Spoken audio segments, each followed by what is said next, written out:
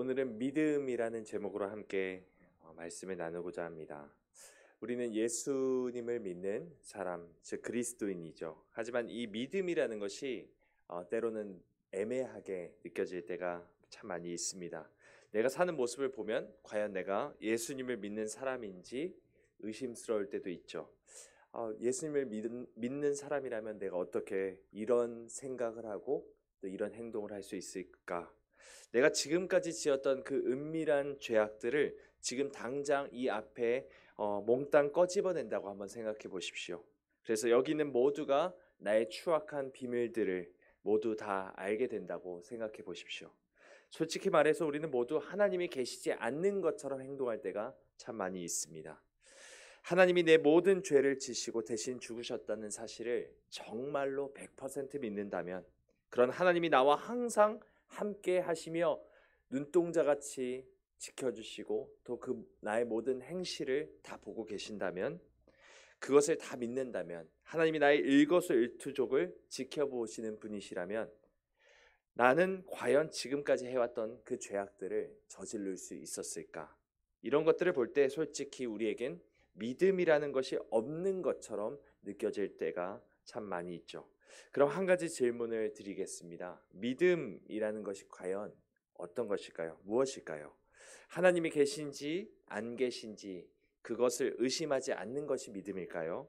아니면 의심이 들어도 의심하지 않고 그냥 생각하지 않는 것이 믿음일까요? 이처럼 믿음이라는 것을 한마디로 정의 내린다는 것은 결코 쉬운 일이 아닙니다. 하지만 오늘 본문을 보면 믿음이 보통 중요한 것이 아니라는 것을 우리는 알 수가 있습니다. 오늘 본문을 통해 우리는 과연 믿음이란 무엇인지, 그리고 이 믿음이라는 것이 우리에게 왜 필요한 것인지, 그리고 나아가서 어떻게 하면 믿음을 더 굳세게 할 수 있을지를 함께 고민하는 시간이 되길 원합니다. 먼저 함께 1절 말씀을 읽어보겠습니다. 1절입니다. 믿음은 바라는 것들의 실상이요 보이지 않는 것들의 증거니. 아멘. 여기서 바라는 것들이란 헬라어로 소망한다, 소망하는 것들이다 이렇게 말합니다. 이 바라는 것들의 실상이라는 말이 조금 어려운 표현이기 때문에 와닿지 않을 때가 있죠. 이것을 오히려 영어로 하면 쉬울 수 있을 것 같습니다. Dreams come true 한번 들어보셨나요? 나의 꿈이 이루어진다, 현실로 이루어진다라는 뜻을 Dreams come true라고 합니다. 우리가 소망하는 것이 그저 꿈만 같은 일이 아니라 우리의 현실이 된다는 것을 바로 믿음은 바라는 것들의 실상이다라고 말합니다. 그 뒤에 보이지 않는 것들의 증거다라는 말도 앞의 말과 사실은 같은 의미입니다. 현재 내 눈에는 보이지 않지만 이것이 분명히 존재한다는 것을 증언해 주는 것이죠. 그럼 우리가 소망하는 이것은 무엇일까요? 우리가 13절부터 16절의 말씀을 읽어보도록 하겠습니다. 13절부터 16절까지 말씀을 한번 한 목소리로 합독하겠습니다. 시작. 이 사람들은 다 믿음을 따라 죽었으며 약속을 받지 못하였을 때 그것들을 멀리서 보고 환영하며 또 땅에서는 외국인과 나그네임을 증언하였으며 그들이 이같이 말하는 것은 자기들이 본향 찾는 자임을 나타냅니다. 그들이 나온 바 본향을 생각하였더라면 돌아갈 기회가 있었으려니와 그들이 이제는 더 나은 본향을 사모하니 곧 하늘에 있는 것이라. 이러므로 하나님이 그들의 하나님이라 일컬음 받으심을 부끄러워하지 아니하시고 그들을 위하여 한 성을 예비하셨느니라. 아멘. 그럼 다시 13절을 보실까요? 여기서 이 사람들이란 표현이 나옵니다.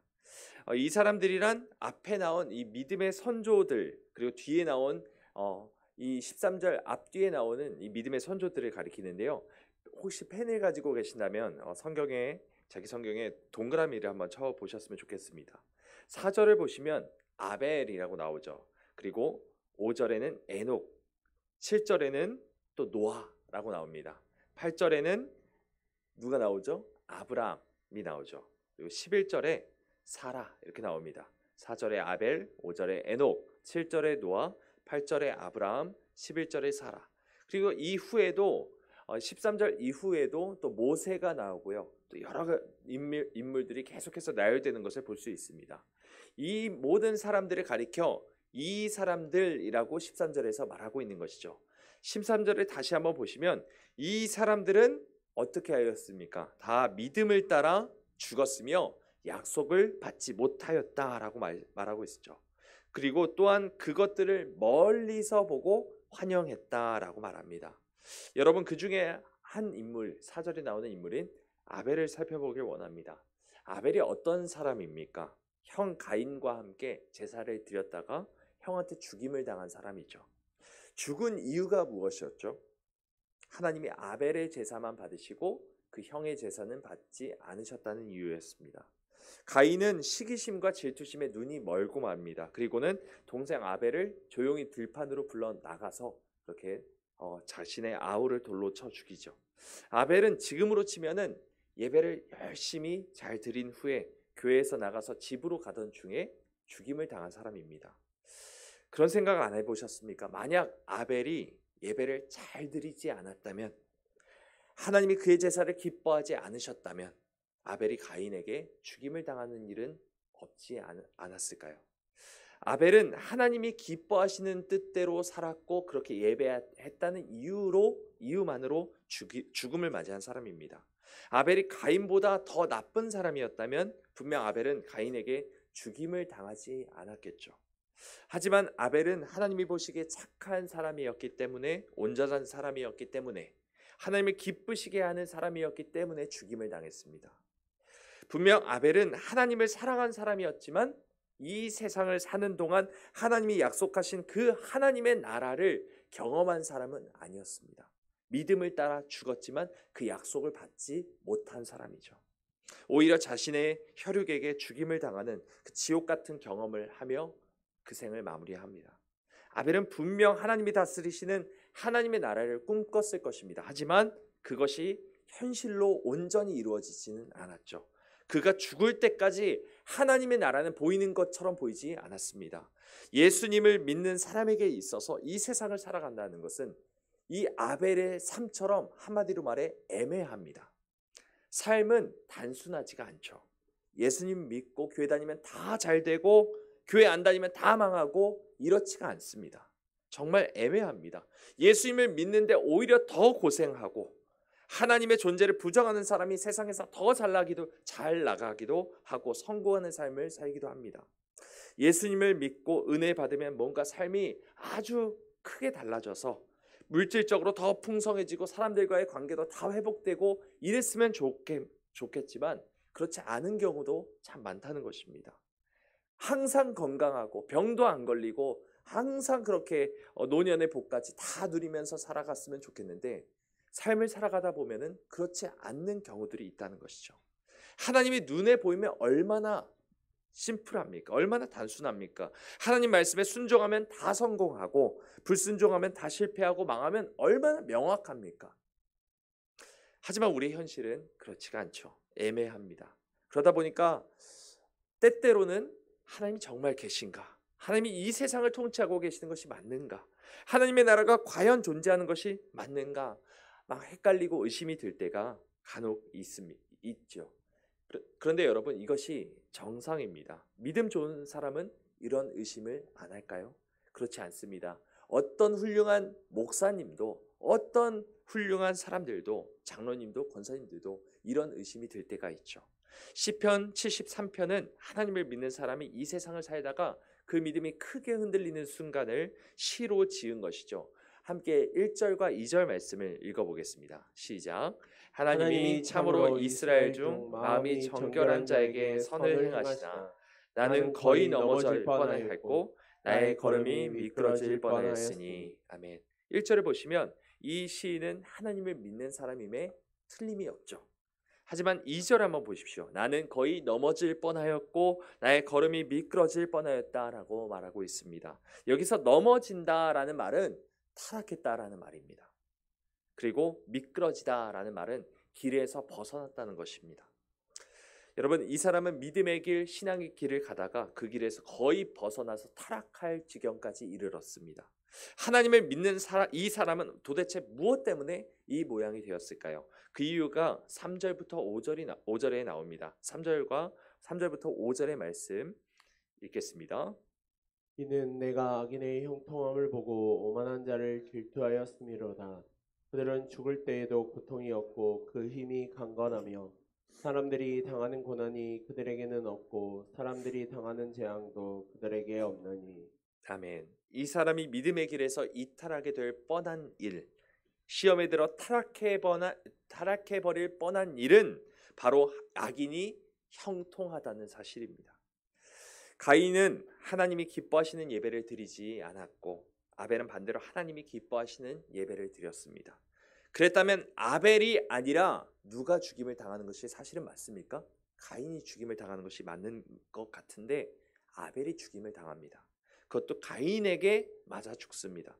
아벨의 입장에서는, 그리고 아벨과 같은 신앙의 길을 걷는 사람의 입장에서는 도대체 이해가 되지 않는 결말이라는 것이죠.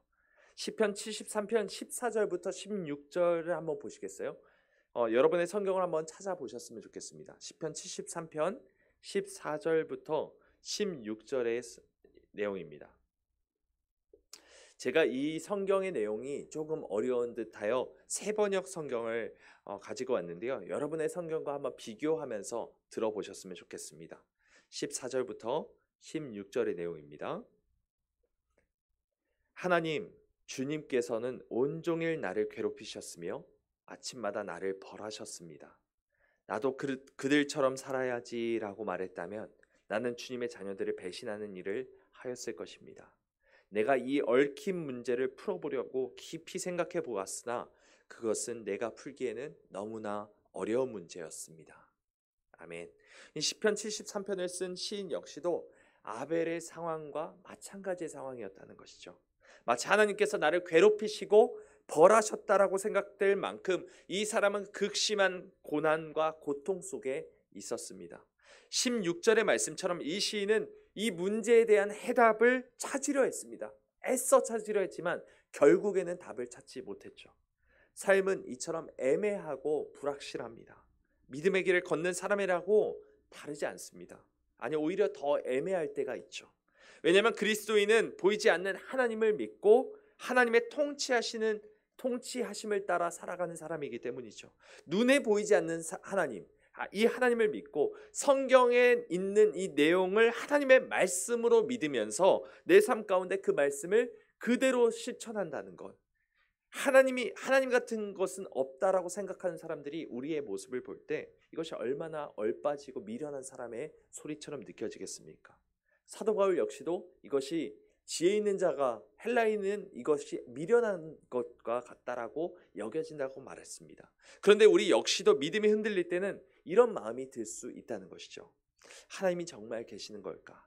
만약 그렇다면 하나님은 이 상황에서 도대체 뭘 하고 계시는 걸까? 하나님이 이 세상을 통치하신다면 과연 이 세상이 이렇게까지 악한 이유가 또 뭐란 말인가? 악인이 형통하는 이유는 또 뭘까? 여러분 이런 고민 해보신 적이 없으십니까?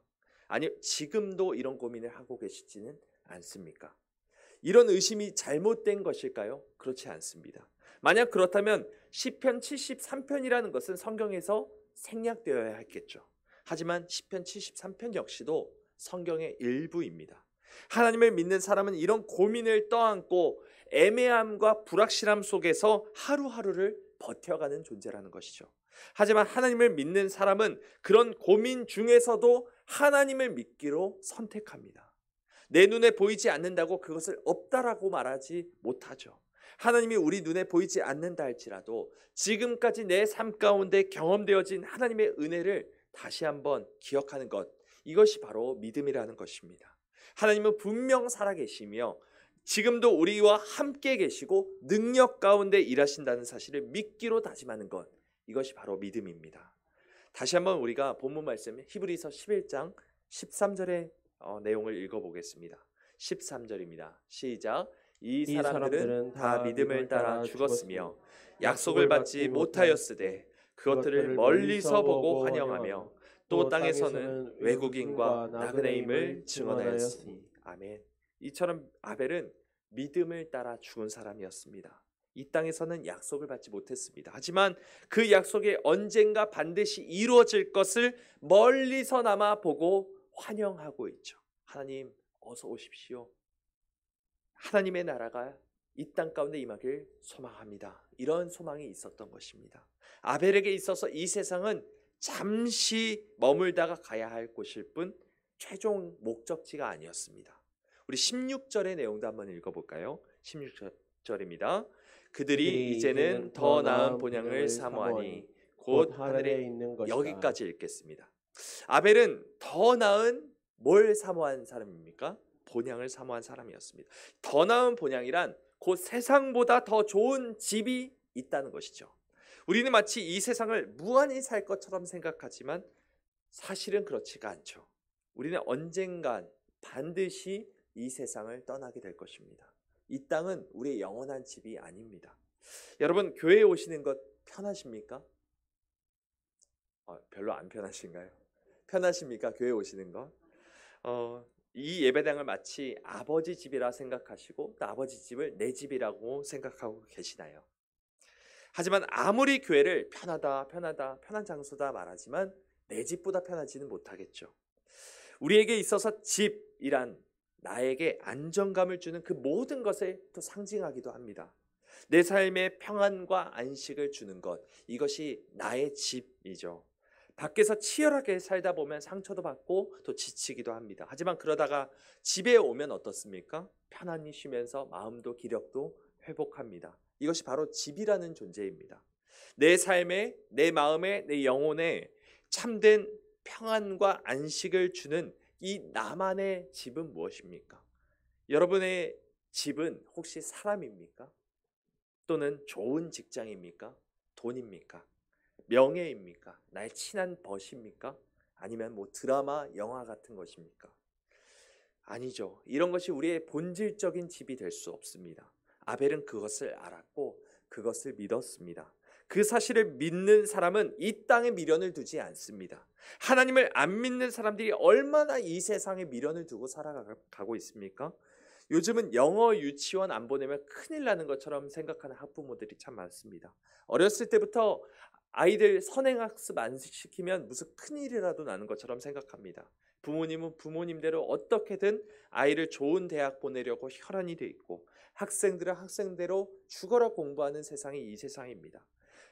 전에도 말씀드렸듯이 학생들은 왜 공부를 하는지, 이 공부를 통해 내가 무슨 삶을 살아야 하는지, 나는 누구이며 어떤 목적을 가지고 살아가는 존재인지, 이런 질문에 대한 답은 적어내지 못합니다. 하지만 시험지에는 OMR 카드에 마킹을 하고 있죠.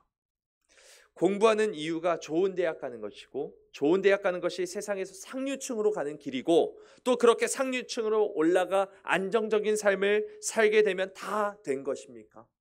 물론 하나님이 없다면, 하나님이 안 계시다면, 하나님의 통치가 이 세상에 없다면 다 됐다라고 말해도 틀린 것은 아닐 수 있겠습니다. 하지만 그렇지가 않죠. 그래서 하나님이 계신다는 것을 믿지 않는 수많은 사람들은 눈에 보이지 않는 하나님 대신 눈에 확실히 보이는 이 세상의 것들을 나만의 집으로 삼으며 살아간다는 것이죠. 삶은 하나님을 믿는 사람에게나 믿지 않는 사람에게나 똑같이 애매한 법이기 때문입니다.